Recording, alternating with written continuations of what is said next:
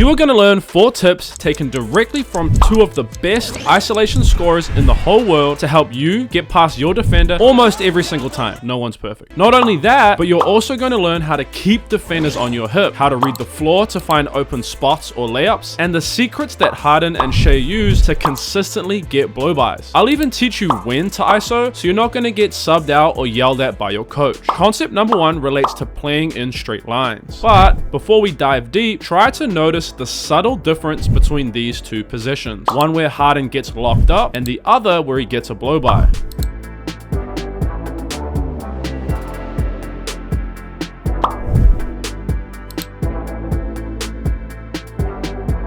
Your defender's goal is to prevent you from getting a straight line drive by moving their chest and feet to take away this line. Luka showcases this perfectly, preventing Harden from getting a straight line drive and forcing a tough shot. Compared to this clip where Harden gets his frame outside Middleton's frame, creating a straight line to attack. Our first concept is create straight lines. Shai creates a straight line in this clip through a change of pace, slowly changing hands with the ball before dropping into an athletic stance. Kuminga takes away the initial straight line, meaning all Shai has to do is counter with a crossover to find the straight line. Harden is also great at this, using his go-to between, jab, cross to shift Kyrie slightly left. After the shift, all Harden has to do is cross over to discover the straight line to the hoop. James Harden is well known for spamming the between the legs dribble to throw off his defender's rhythm and timing. Here, the subtle jab after his second between forces the slightest shift from Brown, opening the straight line on the cross. This works as the defender gets used to the same thing occurring, often making them more reactive. This leaves them open for sudden movement such as the jab. Whilst Harden usually goes to the between, Shai often uses a change of pace rather than quick jabs to discover straight lines. Shai will casually drop the ball between his legs before exploding, catching his defender off guard, allowing him to sneakily get outside their frame, discovering a straight line to the basket. However, there is a common mistake players often make. See if you can spot it. Shai gets to his favorite delay between the legs, but fails to get his foot outside the defender's frame, meaning his straight line is straight into the defender's chest, forcing him into a tough shot. Therefore, you must couple your change of pace with getting outside of the defender's frame in order to find a straight line. Whilst you don't exactly need a go-to move, Andre Iguodala stated recently that Jordan Poole, JP, get a go-to move. He like, what you mean? I was like, fam, you just go to get a go-to move, because like, I don't know what move you're gonna use. You still have to get outside your defender's frame to get past them. These next 2 concepts are super important for maintaining your straight lines, and there is no way you could be an elite isolation player without them. Pay close attention to what Shai does with his offhand.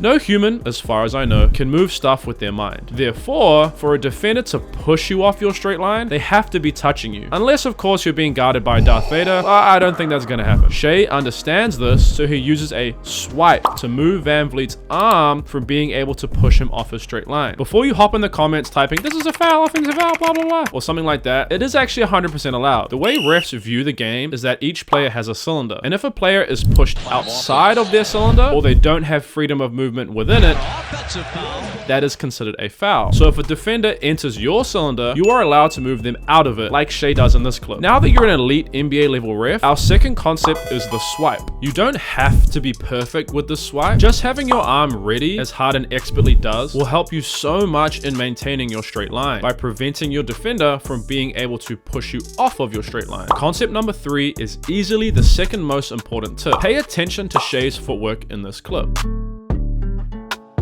Notice on his second step, he's almost falling over with his toes pointing towards the rim. After you create a straight line, you must sprint past your defender. Sprinting is all about shin angles, getting your shin pointing towards the ground to accelerate downhill. Take note of this insane change of pace, dropping and using the in and out, creating a straight line, and then sprinting downhill for the easy finish.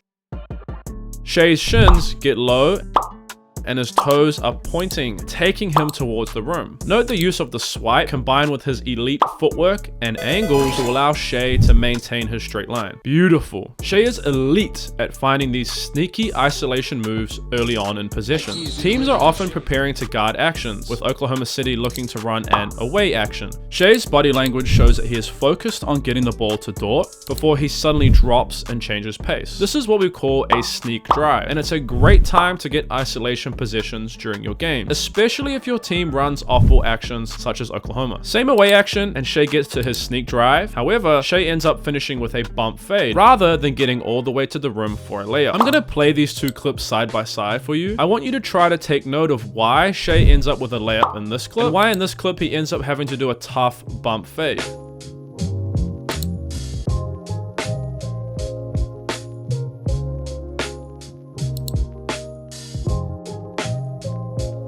Here we see the Pacers play these screens much tighter, whereas Plumlee is dropping. He's ready to contain a curl or a drive from Shai. Shai expertly shows our fourth concept in both clips, reading ahead to determine which shot to take or which spot to attack. Against the Clippers, Shai is aware of Plumlee dropping, so he expertly gets to his bump fade, creating contact with his shoulder, getting some separation, and finding the easy fade. The Warriors opted to load the nail versus Shai, placing a defender on the nail to make his straight line drives harder. Saric correctly cuts the nail, forcing the nail defender to move with him on the cut, which opens up the middle of the floor. However, Shai starts his drive early, but reads ahead, and instead of attacking Draymond's frame, he attacks the open nail space on the floor. We see a similar situation in this clip. Harden gets isolated with Claxton high, and the Nets shrink the floor. The goal of shrinking is to make it much harder for Harden to get a layup or a blow by. Harden gets to his usual delay between, jab, cross, and he finds a straight line to the rim. By reading ahead, he is aware that the Nets are shrinking the floor, so he is prepared going into the drive that he's going to likely have to find a mid-range step back or pull up rather than going to the rim. But before we move on, I'm going to play this clip again, and I want you to think about why Harden chooses to isolate in this situation.